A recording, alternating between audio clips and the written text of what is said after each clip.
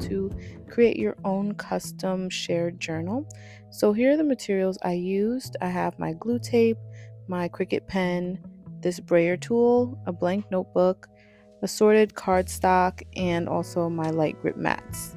So I am going to first go ahead and get started by putting my first piece of cardstock onto my LightGrip mat.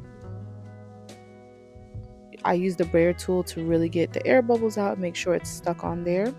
And this is my second piece of cardstock, and I really tried it with this other piece thinking that it was going to fit.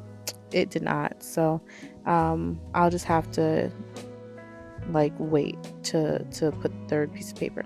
Anyway, I am starting with my light like cream colored cardstock that I want to write my title on, and I'm using the Cricut pen to write the title just because I want it to be super nice and neat but also have some sense of like personalization. And I started it and then I realized like what the heck, like this is not even writing. So just a pro tip, because I had to stop it and like do it again. Pro tip, like you might think the pen is in there. It's not. You're gonna have to really push the pen down until you can't see that little arrow anymore, and then it is actually like down enough.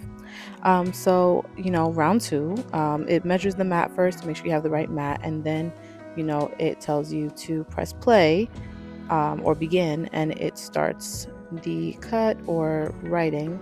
In this case, it writes first, and then it's going to immediately start cutting once it finishes writing.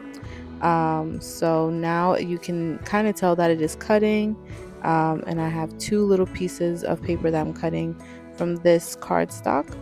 So now I'm going to go ahead and put my other piece in here to cut out the other shapes that I wanted with this lighter like green and beige patterned cardstock. I had to make sure that I don't know what I was doing there. Anyway, so same deal, you press the begin button and it will quickly cut it out in this case. I like how fast and efficient this is. Like, it's really great. Also, this is the Cricut Explore Air that I'm using here. Cricut Explore 3 specifically. So yeah, it's like super easy to cut out shapes, and just when you're working with paper, just be careful when you're peeling it off, because sometimes the paper can rip. Anyway, here is my third piece of cardstock, and I've got two pieces. I pre-cut these beforehand, so not videoed, but I pre-cut this from a larger 12 by 12 sheet of cardstock. So last but not least, I'm putting my third cardstock page or pattern into the Cricut to cut my last pieces of paper. Again, super efficient, it's done like so quick. So once that's done, I'll be able to move on to my next step. I no longer need my Cricut after this. I'm going to put it off to the side, and I can take off the negative space and then carefully peel off the pieces that I'm going to be using. Okay, so now I can put this LightGrip mat away, and I think I have one more piece of paper that I need to handle, so I can go ahead and remove the excess paper from this mat and take off the actual paper that I'll be using for the project from the mat very carefully again, and then I can also put away this final LightGrip mat. So once I'm finished with that, I'm going to go ahead and write a note for the inside of my book.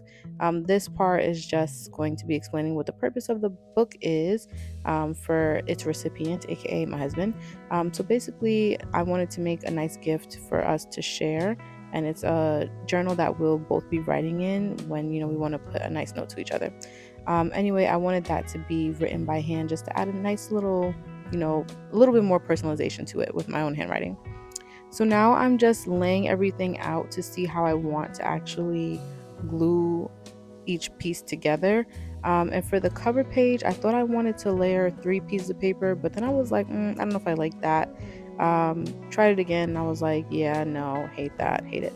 So I got rid of that other piece of paper and decided to just keep it 2 layers for the cover, with the little title piece and that nice gold background or golden green background. So I'm using the glue tape here. This is my first time using glue tape, and wow, like why have I not used this before? It's so easy and really efficient, and it sticks well.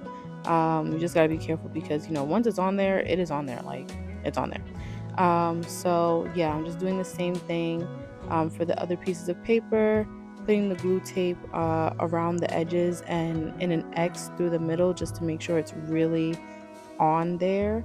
And kind of honestly, I just eyeballed it. I wasn't too pressed about like, oh, is it perfectly centered? Like, honestly, this is a handcrafted project, okay? It's the thought that counts. So if it's not perfect, that's okay. Just do your best. So again, just adding the glue tape onto this last layer of paper that I'm going to be adding, and placing it carefully so that it lays well in that like paper grouping, I guess. And then I decided to add a little heart at the top. Um, so yeah. So next thing I'm gonna do is add uh, these nice additions to the actual notebook. So this is just a general um, blank notebook. It actually doesn't have any lines on the inside. And I actually really appreciate that it doesn't have lines because I think it adds a little bit more options for whoever this notebook is going to be for or who you're sharing it with. Because you don't have to be restricted to only writing. You can draw in the book, or paste different things in there. It really opens up the opportunities for creativity in the book, without the lines. Anyway, I'm putting this last piece of personalization on the inside cover. Before, I was just making sure that that's where I wanted it to go, so I was moving it around to see where I wanted it, and my original idea was to put it here, and that's what I ended up doing. So yeah, so that's the front and inside cover, and I decided to write the first note of the book inside. This was for Valentine's Day, so I just wrote a nice little Valentine's Day note, that actually served as my Valentine's Day card instead of an actual card. So, two for one. So now, I mean, if you know me, I love to add a little ribbon. Okay, a ribbon is a cute little like icing on the cake. Um, so get a long piece of ribbon. The longer, the better. You have more wiggle room that way. And for the bow to be in the front, you've got to kind of put it upside down and wrap your bow around, and then like kind of cross it. Um, and then I just tie it in the knot and then tie it in a bow as if I was tying my shoes, as you'll see here. And then you kind of just play with the bow a little bit to make sure that it's even. Don't tie it too tight at first, just so you can even it out in the way that you want. And I thought that was great. So then I wanted to double knot it to keep it secure. Um, so I just stretched out that bow part a little bit more, and then I'm going to go ahead and tie it in a double knot. And that's really it. So after you put the final touches on this, you've got a great gift for really anyone. I made this for my husband, but this can be a gift for a cousin, a sister, a best friend, a parent even, for a writer, a person who likes to draw, anyone. It's a really great gift and really easy to do.